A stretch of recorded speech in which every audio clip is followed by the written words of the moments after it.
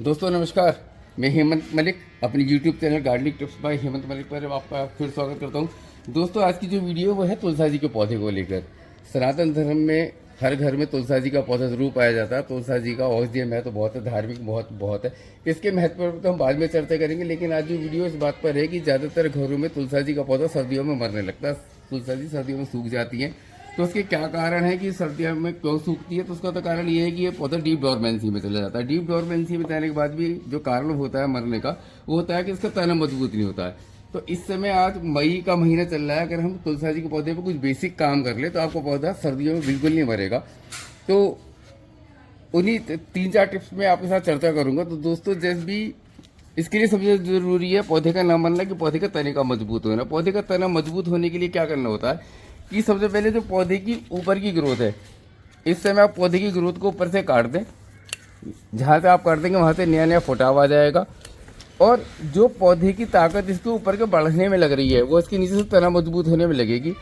तो इससे जब आपको पौधे का तना मजबूत हो जाएगा तो दोस्तों आपका पौधा भी डीप डोरमेंसी में जाने के बाद उस डोरमेंसी को झेल लेगा। तो इस प्रकार से पौधे की आप हल्की हल्की कटिंग कर ले अपने सारे पौधे की। सारी कटिंग ना करें, ध्यान रखें नोट्स के पास से कट करें। जैसे यहाँ नोट्स आ रहा है तो यहाँ से इस प्रकार से कट करें, जिससे यहाँ से नई ब्रांच शूट आउट होगी इसी प्रकार से। और दोस्तों जब पौधे पर मंजरी आने लगती हैं तो मंजरियों को या तो पिक करके हटा दें या कट करके हटा दें। तो मेरा पौधा काफ़ी बड़ा हो चुका है तो मैं इसकी कटिंग कर देता हूँ सीधी, जल्दी जल्दी करता हूँ। इस प्रकार से आप पौधे के ऊपर की कटिंग कर दें। पौधे को काटने में आप ये ना समझें कि पौधा छोटा हो जाएगा। पौधे का छोटा या बड़ा होना जरूरी नहीं है। पौधे के लिए जरूरी है पौधे का तने का मजबूत होना। पौधे का तना मजबूत होगा तो पौधा अपने आप भारी हो जाएगा, बुशी हो जाएगा। इस प्रकार से आप अपने पौधे को घना और बुशी भी कर सकते हैं, और सर्दियों के लिए डीप डोरमेंसी से बचाने के लिए इसको मरने से बचा सकते हैं। तो इस प्रकार से आप सारे जिसकी छटाई आप इस समय छटाई कर लें, ब्रांचेस को छोटा छोटा कर लें। और आप 10 दिन क्योंकि अब बरसात होने लगी है हल्की हल्की, तो आप देखेंगे कि थोड़े दिन में जहाँ से आप कट कर रहे हैं वहाँ से नया नया फुटाव आने लगेगा। डेड ब्रांच को तो बिल्कुल ही हटा दें, क्योंकि डेड ब्रांच को कोई पौधे पर रखने का कोई औचित्य नहीं है। और आप इन जो आप कटिंग को कर रहे हैं आप इसको फेंके ना, आप इस पत्तियों को सुखा करके घर में इस्तेमाल कर सकते हैं। इसका चाय पत्ती में आप इस्तेमाल कर सकते हैं, मंजरियों का मसाले में भी इस्तेमाल कर सकते हैं। तो इस प्रकार से आप पौधे को सारी कटिंग कर दें। जैसे आप देखें इस पौधे बहुत सारी मंजरी आ रही हैं।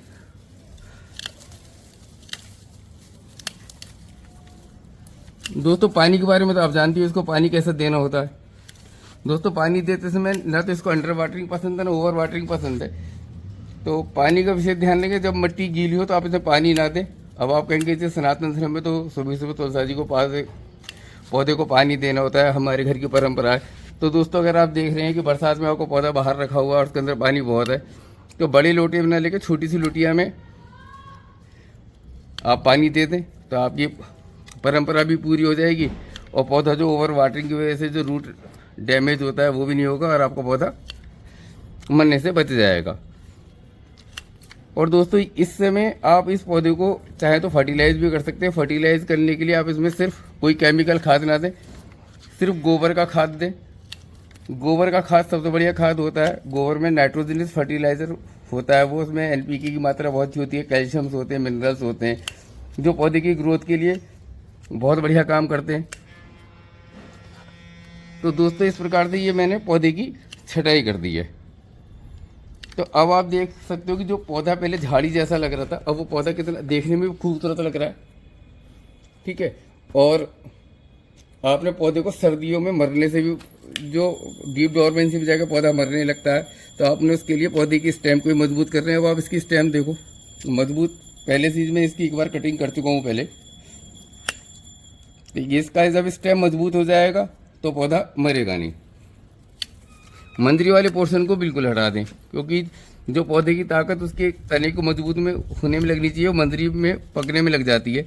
मंजरी को तब पकाना चाहिए जब आपको उससे और नए पौधे तैयार करने हो।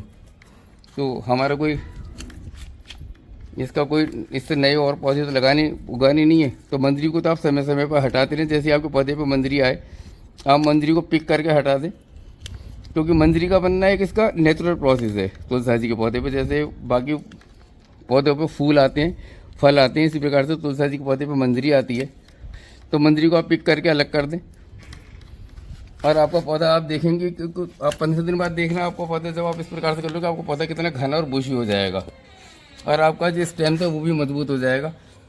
और दोस्तों हल्की हल्की पौधे की गुड़ाई करते रहें। और रखने के बारे में तो तुलसी जी के बारे में आप जानते ही हैं, इसको ऐसे स्थान पर रखें जब भरपूर धूप हो। जितनी ज़्यादा धूप होगी इतनी अच्छी इसकी ग्रोथ होती है, उतना अच्छा पौधा डेवलप होता है। तो दोस्तों आप इस प्रकार से ध्यान रखें तुलसी जी के पौधे का। तुलसी जी का पौधा सर्दियों में मरेगा नहीं, आपके साथ हरा भरा बना रहेगा। तो दोस्तों ये छोटी सी वीडियो कैसी लगी, आशा करता हूँ वीडियो आपको अच्छी लगी होगी और आपके काम की भी होगी। अगर आप मेरे चैनल पे मेरी वीडियो पहली बार देख रहे हैं ना, तो मेरे चैनल को सब्सक्राइब कर लेना, वीडियो को लाइक करना, दोस्तों के साथ शेयर करना। आज के लिए इतना ही, मिलता हूँ फिर किसी अगली वीडियो में। तब तक खुश रहिए, स्वस्थ रहिए, गार्डनिंग करते रहिए और तुलसी जी को हरा बना के अपने पास रखिए।